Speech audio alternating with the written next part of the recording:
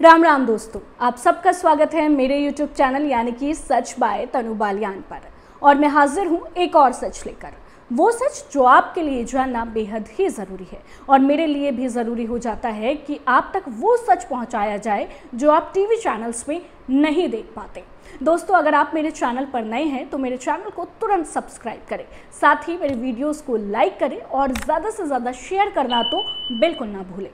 साथ ही दोस्तों, एक और अपील आपसे, मैं वीडियोस बनाने के लिए खुद से स्क्रिप्ट लिखती हूँ, खुद से मैं रिसर्च करती हूँ, उसके बाद एडिटिंग और उसके बाद थंबनेल अपलोडिंग, हर एक चीज़ इस वीडियो की मैं खुद से करती हूँ, जिसके लिए मुझे आपके सपोर्ट की ज़रूरत है। अगर आप चाहें तो आप मुझे आगे बढ़ाने में मेरी मदद कर सकते हैं, आर्थिक तौर पर आप मेरी मदद कर सकते हैं, मेरी वीडियोस को ज़्यादा से ज़्यादा शेयर कर आप मुझे मदद कर सकते हैं। इससे मेरे चैनल को आगे बढ़ने में बहुत ज़्यादा हेल्प मिलेगी, मुझे आगे बढ़ने में बहुत ज़्यादा हेल्प मिलेगी। एक ऐसे दौर में निष्पक्ष पत्रकारिता करना बहुत ज़्यादा मुश्किल हो जाता है, जब दौर होता है कि सब पक्ष की बातें करते हैं, पक्ष की मीठी मीठी बातें बताते हैं, तब बहुत ज़रूरी हो जाता है कि आपको सच्ची खबरें दिखाई जाए, जिसका प्रयास मैं लगातार कर रही हूँ। तो आप चाहें तो आप मेरी आर्थिक मदद भी ज़रूर कर सकते हैं। आज दोस्तों मैं बात करूंगी हरियाणा विधानसभा चुनाव की। हरियाणा विधानसभा चुनाव में बीजेपी पानी पानी हो गई है। जी हाँ, ये बात मैं इसलिए कह रही हूँ क्योंकि हरियाणा की जो मौजूदा हालत है वो कहीं ना कहीं पार्टी आलाकमान के लिए भी चिंता का विषय बनी हुई है। दिल्ली आलाकमान के लिए भी चिंता का विषय बनी हुई है कि किस तरीके से जो जीत है वो वहाँ पर हासिल की जाए। अब जीत की बात तो बहुत ज़्यादा दूर इसलिए भी दिखाई देने लगी है क्योंकि छोटे से लेकर बड़े मंत्रियों तक का हरियाणा के अंदर विरोध हो रहा है, और विरोध भी ऐसा हो रहा है कि वहाँ पर ना तो रैली हो पा रही है, ना जनसभा हो पा रही है। और आलम यह है कि खुद देश के प्रधानमंत्री यानी कि नरेंद्र मोदी भी सिर्फ एक ही रैली हरियाणा के अंदर कर पाए हैं। तो आप समझ सकते हैं कि क्या हालत हरियाणा में हो गई है, क्योंकि इस बार हरियाणा की जनता हिसाब मांग रही है। हरियाणा की जनता कह रही है कि आपने 10 सालों में हमारे लिए क्या किया, हमें ये बताइए। हरियाणा की जनता, हरियाणा के किसान इस बार हिसाब मांग रहे हैं और ये कह रहे हैं कि हमें दिल्ली जाने से क्यों रोका? जब हमारे ऊपर अत्याचार हो रहे थे तो आप सो रहे थे क्या? अब हरियाणा की जनता ये कह रही है कि जिस तरीके से हम पानी में तैर कर एक क्षेत्र से दूसरे क्षेत्र जा रहे हैं, पानी में हम जिंदगी काटने को मजबूर है, आप भी उसी तरीके से काटिए। एकदम से कहते हैं ना कि आईना दिखाना, वो हरियाणा के अंदर हो रहा है। देखिए, आज मैं बात करूंगी कि गुरुवार को प्रचार करने जो 5 विधायक और एक नेता जो पहुंचे थे, उनको विरोध झेलना पड़ा। उनके नाम क्या क्या है? देखिए, जींद की नरवाना सीट से प्रत्याशी है कृष्ण बेदी, महेंद्रगढ़ के नांगल चौधरी से अभय सिंह यादव है, फतेहाबाद के रतिया से सुनीता दुग्गल है, टोहाना से देवेंद्र बबली है और झज्जर से कप्तान बिरधाना है, और रेवाड़ी के अटेली से पूर्व विधायक यानी कि सीताराम यादव शामिल है, जिनको भारी विरोध का सामना लगातार करना पड़ रहा है।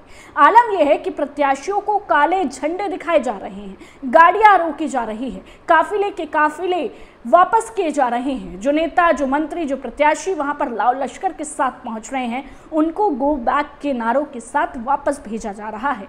लोगों के बीच धक्का मुक्की हो रही है और साथ ही मोबाइल फोन टूटने की तस्वीरें सामने आ रही है, झड़प की तस्वीरें हरियाणा के अंदर से सामने आ रही है, और कहीं ना कहीं जो चिंता है पार्टी आलाकमान की वो भी बढ़ती हुई नजर आ रही है। देखिए, अक्सर हमने देखा है एंटी इनकम्बेंसी, आपने भी शब्द सुना होगा। इसका मतलब ये होता है कि सत्ता के खिलाफ जो जनता का गुस्सा है। तो एंटी इनकम्बेंसी हमने देखी है, जब कांग्रेस की सरकार थी तब भी हमने देखी थी, लेकिन इस तरीके का विरोध दोस्तों मैंने कभी पहले नहीं देखा। और ये जो तस्वीरें हैं ये इस बात को बयां करती है कि हरियाणा की जनता जागरूक है।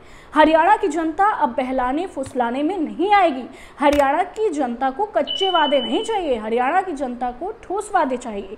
किसान इस बात को कह रहे हैं कि जब हम आंदोलन कर रहे थे तो आपने हमारी राहों में कांटे क्यों बिछाए, आपने हमें दिल्ली जाने से क्यों रोका। युवा ये कह रहे हैं कि जब भर्तियां हैं उन पर रोक क्यों लगा दी गई, अग्निवीर जैसी योजना क्यों हमारे ऊपर थोप दी गई जिसमें ना कोई गारंटी ना कोई वारंटी है, अब आप मॉडिफिकेशन उसमें करते हैं। तो कहीं ना कहीं युवा गुस्से में है, महिलाएं गुस्से में हैं। महिलाओं का तो आलम यह है कि झज्जर से जो मैं आपको तस्वीर बता रही थी, अपनी टीवी स्क्रीन पर मैं दिखा भी रही हूँ, आप अपनी स्क्रीन पर भी देख रहे होंगे कि किस तरीके से देखिए विरोध हो रहा है। ये झज्जर से प्रत्याशी है बिरधाना, गांव में पहुंचते हैं और वोट मांगने की वो अपील करते हैं और गांव वाले इनको आईना दिखा देते हैं। देखिए किस तरीके से पानी में इनको कुदाया जा रहा है, पानी में धकेला जा रहा है कि आप आइए, देखिए हालत देखिए, हम इसी पानी में रह रहे हैं, इसी पानी में इतनी बीमारियां पनप रही हैं, हम बीमार हो रहे हैं, हमारे बच्चे बीमार हो रहे हैं, आप इसका समाधान नहीं कर पा रहे हैं और आप वोट लेने आ गए। तो ये जो तस्वीरें हैं दोस्तों, ये अपने आप में हरियाणा की तस्वीर बयां कर रही है और ये बयां कर रहा है, ये पूरा जो चित्र इस वक्त चल रहा है कि बीजेपी की वापसी तय है, बोरिया बिस्तरा बंद चुका है बीजेपी का। अब बस वोटिंग होगी और उसके बाद रिजल्ट की घोषणा होगी, क्योंकि इतना ज़्यादा आक्रोश हमने पहले कभी नहीं देखा दोस्तों। और साथ ही देखिए अब लोगों के पास मुद्दे क्या है, अब लोग ये कह रहे हैं आप बिजली पर बात करिए, पानी पर बात करिए, सड़कों पर बात करिए, स्वास्थ्य पर बात करिए, महिला सुरक्षा पर आप बात करिए। जिस तरीके से मैनिफेस्टो जारी किया गया है, बड़ी बड़ी बातें कही गई है, खिलाड़ियों को लेकर बातें कही गई है और हमने देखा भी है कि हरियाणा से जो खिलाड़ी है वो भी बहुत ज़्यादा तादाद में निकलते हैं। आज बात हो रही है नर्सरी बनाने की, लेकिन खिलाड़ी ये कहते हैं जब हम जंतर मंतर पर बैठे थे तो आपने हमारा सपोर्ट नहीं किया था, फिर आज आप किस मुँह से वोट मांगने आ रहे हैं। और मैं हैरान हूँ दोस्तों कि अनिल विज इतने बड़े मंत्री, इतने बड़े नेता, मनोहर लाल खट्टर की सरकार में वो मंत्री रहे हैं और इकलौता ऐसा चेहरा है जो कभी भी पाला नहीं बदला, वो शुरू से बीजेपी में ही रहे हैं, वो पूरे भाजपा भक्त हैं, उनको विरोध का सामना करना पड़ रहा है। ये आलम है कि उनको बीच में ही भागना पड़ रहा है, वो अपनी रैली कंप्लीट नहीं कर पा रहे हैं। अमित शाह फरीदाबाद पहुंचते हैं तो सिर्फ 10 मिनट का भाषण दे पाते हैं, उनके लिए मुश्किलें इतनी खड़ी हो गई है। तो मैं वही कह रही हूँ दोस्तों कि इस बार हरियाणा की जनता बहुत ज़्यादा सतर्क है, सजग है और मुद्दों पर बात कर रही है, वो एक एक बात का हिसाब ले रही है। वो कह रही है कि आप बताइए तो कि आपने काम क्या किए हैं हमारे लिए जो हम आपको वोट दे दें।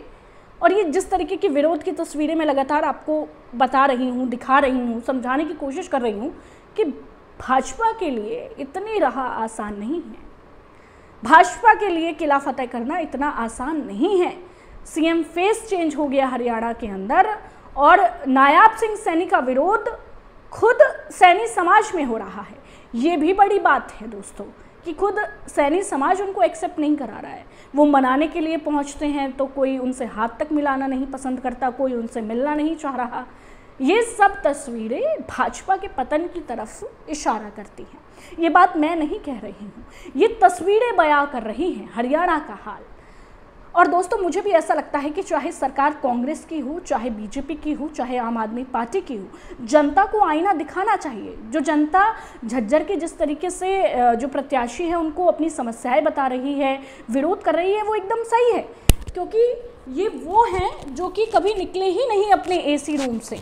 ये वो प्रत्याशी हैं, ये वो विधायक हैं और आज वो वोट मांगने आ गए। सबसे बड़ी बात तो देखिए यही हो जाती है। तो इस बार हरियाणा की जनता बिल्कुल एक्टिव मोड पर है और सबक सिखाना चाहती है। और दोस्तों आप क्या सोचते हैं? देखिए ये मैंने आपको तस्वीरों को माध्यम से समझाने की कोशिश करी, लेकिन आप क्या सोचते हैं? आपका ओपिनियन पोल क्या कहता है हरियाणा को लेकर? मुझे कमेंट सेक्शन में ज़रूर बताएं, अपनी राय मुझे बताएं कि इस तरीके का आप के जो इलाके हैं, जो क्षेत्र है, वहाँ का क्या हाल है, जो मौजूदा विधायक हैं उन्होंने क्या काम किए हैं, क्या काम पेंडिंग है, वो भी आप मुझसे साझा कर सकते हैं दोस्तों। तो आप अपना ओपिनियन पोल मुझे दीजिए। अगर आपको लगता है कि कोई आवाज़ दब रही है, कोई खबर नहीं चल रही है, तो वो भी मुझे आप भेज सकते हैं। फिलहाल के लिए आप मुझे इजाज़त दीजिए दोस्तों। आप मेरे चैनल को लगातार देखें और मेरे वीडियोस को बहुत सारा प्यार दें, लाइक करें, शेयर करें और सब्सक्राइब करना तो बिल्कुल ना भूलें। और हम फिर हाजिर होंगे एक नई वीडियो के साथ, एक नए सच के साथ। तब तक के लिए आप मेरे चैनल को ऐसे ही प्यार देते रहिए। धन्यवाद।